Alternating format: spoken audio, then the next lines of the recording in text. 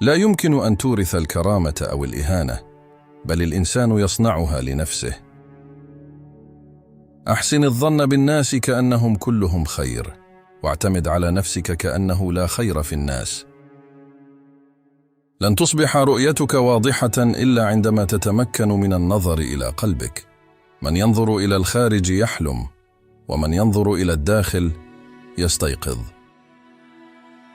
كلام الناس مثل الصخور، إما أن تحملها على ظهرك فينكسر، أو تبني بها برجا تحت أقدامك فتعلو.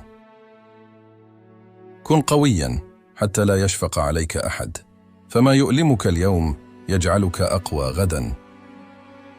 يتغير الإنسان لسببين: عندما يتحمل فوق طاقته، أو عندما يتأذى أكثر مما يستحق. عندما تتصارع الحمير على السلطة يسقط المواطن. العطاء للئيم يعلمه استغلالك، والتسامح مع الساقط يعوده الاستخفاف بك. إذا أردت أن تكون سعيدا وحرا، لا تسمح للآخرين بأن يحتقروك. تذكر دائما، مهما كانت نواياك صافية، فلن تنجو من ظنون الناس السيئة أبدا. إن الجبان يموت آلاف المرات، ولكن الشجاع لا يعرف الموت إلا مرة واحدة. يظل الرجل طفلا حتى تموت أمه، فإذا ماتت يشيخ فجأة.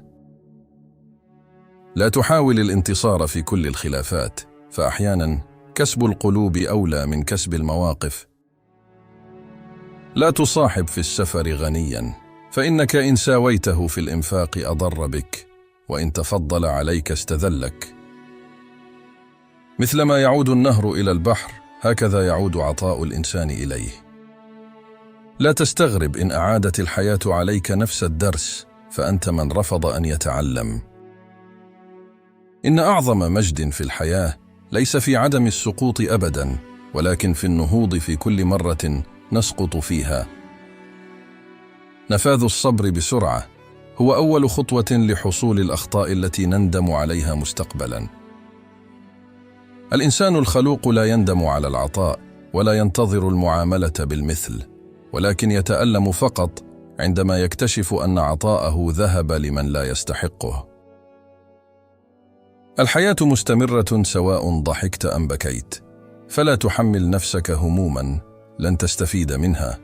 القلق لا يمنع ألم الغد، ولكنه يسرق متعة اليوم. لا تهدر أثمن لحظات عمرك في تحسين صورتك أمام أعين لا تبصر إلا ما تريد أن تراه. عندما تكون البداية صعبة، تأكد أن النهاية تستحق التعب. تذكر أن الطرق الوعرة تقودك إلى العظمة. كن لابنك معلما وهو يكبر، وصديقا حين يكبر. القلوب التي تسامح كثيرا وتصبر طويلا وتتنازل دوما هي القلوب التي إن قررت الرحيل فلن تعود أبدا. أشد مراحل النضج العقلي هو يقينك التام بأن كل شيء له نهاية، مهما كان سيئا أو جميلا في حياتك. احذر عدوك مرة وصديقك 1000 مرة، فإن انقلب الصديق فهو أعلم بالمضرة.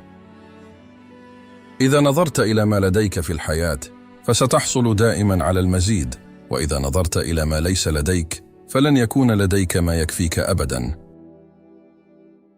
سئل أحد الحكماء: ماذا تعلمت من العمر الذي مضى؟ فأجاب: تعلمت أن الذي معدنه ذهب يبقى ذهبا، والذي معدنه حديد يتغير ويتصدأ. أفضل وقت لزراعة شجرة كان قبل 20 سنة، وثاني أفضل وقت للزراعة هو الآن. من لا يرضى بما لديه لن يكون راضيا إطلاقا بما يتمنى الحصول عليه. الإفراط في التواضع يجلب المذلة. إذا كان الكلام من الفضة فالسكوت من الذهب. القرار الذي تصنعه الكرامة صائب حتى وإن أوجعك. لا تتخلى أبدا عن شيء تريده حقا. من الصعب الانتظار، ولكن الأصعب من ذلك أن تندم عليه.